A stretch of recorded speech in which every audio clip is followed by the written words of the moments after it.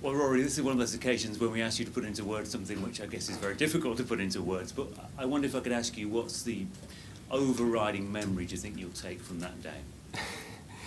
I'm not quite sure. I think it's the Holland stand, is it? I think that sort of rocking every time, through the 90s, how they were getting on, and then to actually get over the line there with a quick dash for the 100, probably, that would be a pretty special memory to remember.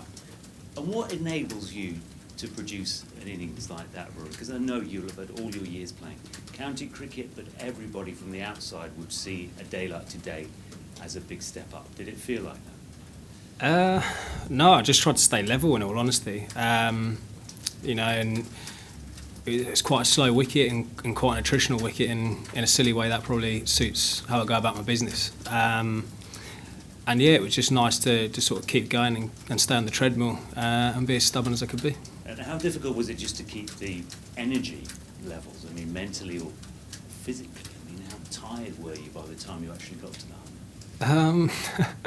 I wasn't actually, in all honesty. I've done that before in county cricket.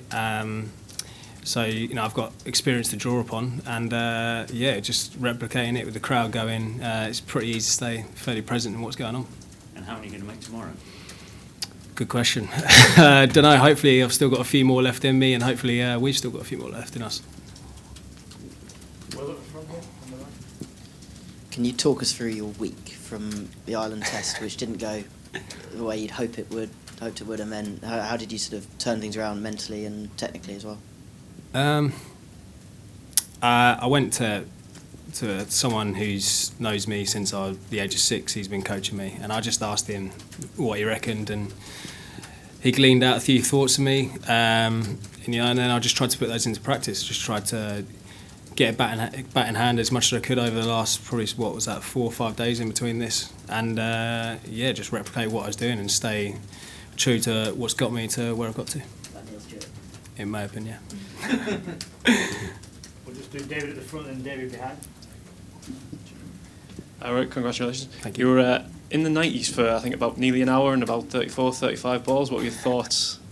Was there ever a point where you thought it might not happen, or we just kept your concentration? My general thoughts when I was on 99 and Nathan Lyon started bowling quite handy stuff was I was trying to talk myself out of sweeping him. Obviously, it's a shot of mine, and one away, you get caught up in that. But then I was just trying to stay level and almost wait for the ball that was in my area just to tickle somewhere. Probably missed out from one on Siddle, probably the over before. So when I just nudged that in that gap, I backed my sprint speed to get over the line.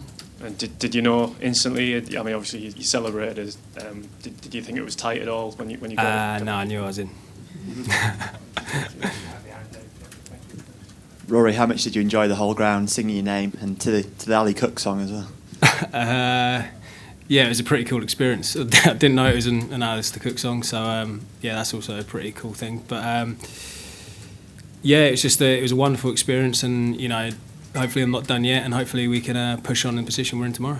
And how difficult was it after Ireland when a lot of pundits were maybe writing you off? I don't know if you heard the comments, but how difficult was that?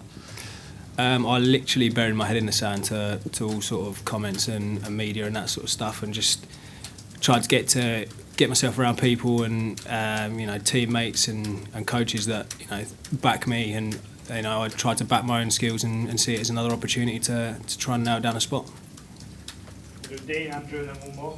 In the back, Rory, can you just put into words what it means to you to be an Ashes Centurion? Because obviously you started in the winter and almost got there in Bridgetown, but was trying to get those 3 figures. What does it mean to actually get there in such an important game like this? It's quite hard to put into words, really. To be an Ashes cricketer in the first place is a wonderful thing. We had a connect with some past players and some 2005 Ashes winners the night before, and I was literally ready to run through a brick wall at that stage and get right in amongst it. So the night before, I probably played my first ball a few times, and I probably celebrated 100 a couple of times, and to then get over the line today, it's a wonderful feeling and a pretty wonderful experience to have. Stefan, and I'll finish with Andrew. Did you have anything to do with David Warner at Randwick? And if you did what did you learn from him?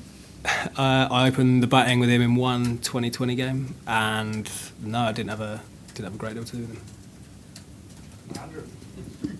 I was going to ask about that, Rory. What did you learn from that time and that couple of stints you had in Australia, in Sydney and in Adelaide, that not necessarily helped you today, but just broadened your batting?